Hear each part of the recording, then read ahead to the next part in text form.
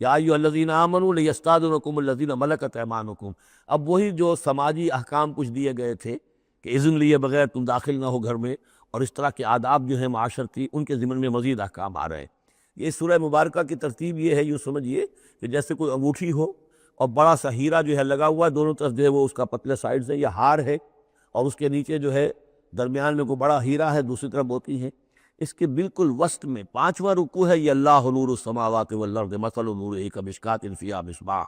اور آیت نمبر 35 وہ عظیم کوہ نور ہیرے کے مانند ہے۔ پھر دونوں طرف جو ہے یہ مضامین ہیں، کچھ ادھر ہیں سماجی احکام، کچھ ادھر ہیں سماجی احکام، اور اس طریقے سے یہ ایک عظیم بہت خوبصورت ہار کی شکل بن گئی۔ لیستاذنکم الذین ملکت ایمانکم، چاہیے کہ جو تمہارے غلام ہیں اور باندیاں ہیں وہ بھی اجازت لے کے اندر داخل ہوا کریں۔ والذین لم یبلغوا الحلم، اور وہ لوگ بھی تمہارے کہ جو کہ ابھی وہ بالغ نہیں ہوئے ہیں، وہ بچے بھی، منکم ثلاث مرات،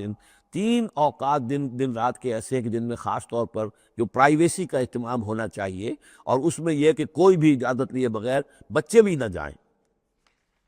من قبل صلاۃ الفجر، ایک تو فجر کی نماز سے قبل، وحین تضعون ثیابکم من الظہیرۃ،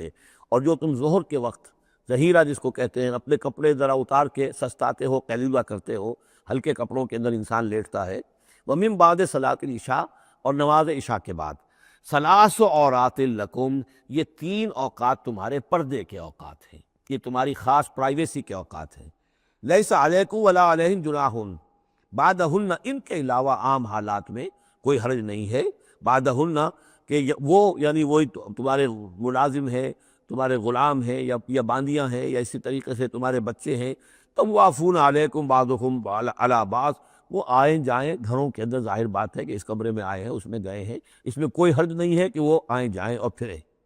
کذالک یبین اللہ لکم الآیات، اسی طرح اللہ تعالیٰ تمہارے لیے اپنی آیات واضح کر رہا ہے، واللہ علیم الحکیم، اور اللہ تعالیٰ علیم اور حکیم ہے۔ وَإِذَا بَلَغَ الْأَطْفَالُ مِنْكُمُ الْحُلُمَ،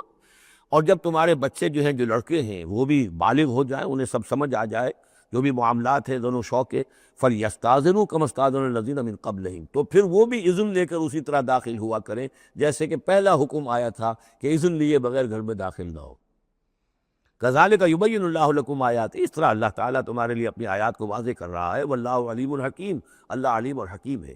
والقواعد من النساء اللاتی لا یرجون نکاحا، اور وہ عورتیں تمہارے میں سے، تمہاری خواتین میں سے کہ جو اب بیٹھ رہی ہوں، یعنی لا یرجون نکاحا، اب وہ نکاح کی امیدوار نہ ہوں، ایک خاص عمر سے گزر چکی ہیں، اب کوئی نکاح وغیرہ کرنے کا سوال نہیں ہے، بیوہ ہیں یا کچھ اور جو بھی معاملہ ہے، لیکن یہ کہ بہرحال اب معمر ہو چکی ہیں، فَلَيْسَ عَلَيْهِنَّ جُنَاحٌ أَن يَضَعْنَ ثِيَابَهُنَّ، تو ان کے اوپر کوئی حرج نہیں ہے کہ وہ جو اپنے اضافی کپڑے ہیں وہ اتار دیا کریں، یعنی بڑی چادر لے کر ہی نکلنا ان کے لیے وہ لازم نہیں ہوگا، یا اگر اپنے گھروں کے اندر بیٹھ کر وہ جو اوڑھنیاں ہیں ان کو مکل مارنے کی جو ان کی پابندی دوسری خواتین پر ہے، اس میں ان کے لیے در بھی ہو سکتی ہے، اس لیے کہ اب وہ اس عمر سے گزر چکی ہیں۔ والقواعد من النساء اللاتی لا یرجون نکاحا فلیس علیہن جناح ان یضعن ثیابہن غیر متبرجات بزینہ، لیکن ان کی نیت یہ نہ ہو کہ وہ اپنی زینت کو وہ ظاہر کریں اور لوگوں کی نگاہوں میں لائیں، نیت کا معاملہ جو ہے وہ دوسرا ہے۔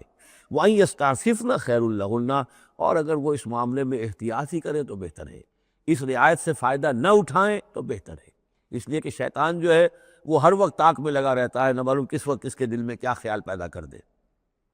واللہ سمیع علیم، اور اللہ سب کچھ سننے والا اور جاننے والا ہے۔ لیس علی الاعمی حرج، اب چونکہ یہ جو احکام دیے جا رہے تھے تو اس معاشرے کے اندر ایسا بھی تھا کہ کسی خاندان کے ساتھ کچھ لوگ جو ہیں بیچارے، کوئی لنگڑا ہے، کوئی اندھا ہے، اپنے برادری کا ہے، اپنی رشتہ داروں میں ہے، وہ بھی گھر میں رہ رہا ہے، وہ اپنی کوئی آزاد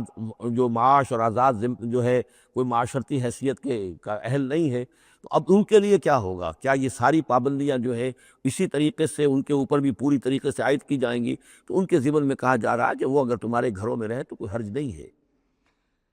لیس علی الاعمی حرج، کوئی کسی اندھے کے اوپر کوئی حرج نہیں ہے، کوئی تکلیف نہیں ہے، ولا علی الاعرج حرج، اور نہ ہی کسی لنگڑے پر، ولا علی المریض، اور نہ بیمار پر حرج، ولا علی انفسکم، نہ تمہارے اوپر کوئی اس میں کوئی تنگی ہے، ان تاکلوا من بیوتکم و بیوت آبائکم، کہ تم کھانا کھایا کرو اپنے گھروں سے اپنے باپوں کے گھروں سے، اور بیوت امہاتکم یا اپنی ماؤں کے گھروں سے، اور بیوت اخوانکم اپنے بھائیوں کے گھروں سے، اور بیوت اخواتکم یا اپنی بہنوں کے گھروں سے، اور بیوت اعمامکم یا اپنے چچاؤں کے گھروں سے، اور بیوت عماتکم یا اپنی پھوپھیوں کے گھروں سے، اور بیوت اخوالکم یا اپنے ماموؤں کے گھروں سے، اور بیوت خالاتکم یا اپنی خالاؤں کے گھروں سے، او ما ملکت مفاتحہ یا یہ کہ جس کی کنجیاں تمہارے ہاتھ میں ہے، کارخانہ ہے، اس کے مالک ہی تم ہو، وہاں جاؤ اور وہاں پر جا کر تم کھانا پینا ہو تو کھاؤ، اور صدیقکم یا تمہارے اپنے دوست ہیں اس کے گھر سے، لیس علیکم جناح ان تاکلوا کوئی حرج نہیں ہے تم پر اس میں، ان تاکلوا جمیعا کہ سب مل کر کھاؤ، او اشتاتا یا علیحدہ علیحدہ کھاؤ۔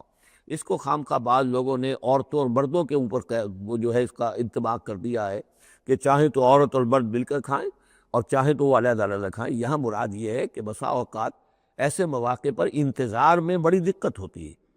جیسے آج کل آپ کو معلوم ہے کہ ولیمہ ہے اور ٹائم دے رکھا ہے 9 بجے کا اور 12 بج رہے ہیں رات کے، لڑکی والے تو آئے نہیں ہیں اس لیے ولیمہ ہو نہیں سکتا، بیٹھے ہوئے لوگ سوکھ رہے ہیں، کیا ضرورت ہے؟ جو آئے ہیں وہ کھائیں اور جائیں۔ لہذا یہ نہیں ہے کہ سب کے سب جمع ہو کر ہی اور ایک ہی جمعیت ہو تبھی وہ کھائیں، بلکہ یہ کہ اپنی ضرورت کے تحت جیسے بھی ہو، اگر سب مل جل کر بیٹھ کر کھائیں تب بھی کوئی حرج نہیں، اور اگر علیحدہ علیحدہ گروپس کے اندر یہ کھا لیا جائے تب بھی کوئی حرج نہیں۔ یہ مجلسی احکام جو دیے جا رہے ہیں اس سے مراد یہ نہیں ہے کہ سطر اور حجاب کے احکام بھی یہاں پہ ٹوٹ جائیں گے، اور یہاں پر جو ہے گھریلو جو ہے اگر پارٹیز کوئی تھرو کی گئی ہیں تو اس میں کوئی پردے وردے کی حاجت نہیں ہے، اس میں مرد اور عورتیں جو ہے وہ مخلوط طور پر شریک ہو جائیں، معاذ اللہ، یہ مراد نہیں۔ فَإِذَا دَخَلْتُمْ بُيُوتًا فَسَلِّمُوا عَلَىٰ أَنفُسِكُمْ پھر جب تم گھروں میں داخل ہو تو اپنے آپ پر سلام